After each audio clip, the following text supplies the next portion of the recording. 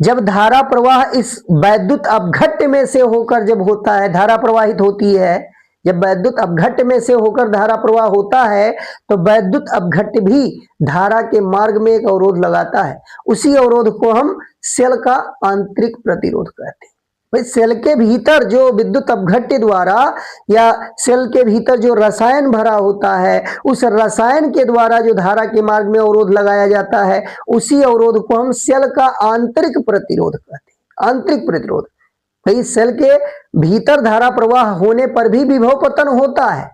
विभव पतन होता है, विभव का मान कुछ गिरता है इसके भीतर भी धारा प्रवाह होने के कारण, तो निश्चित रूप से वहां भी धारा के मार्ग में अवरोध होगा।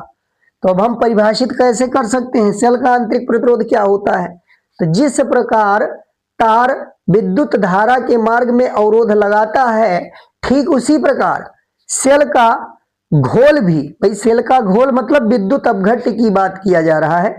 तो जिस प्रकार तार धारा के मार्ग में अवरोध लगाता है, ठीक उसी प्रकार सेल का घोल भी धारा के मार्ग में एक अवरोध लगाता है, जिसे सेल का आंतरिक प्रतिरोध कहते हैं।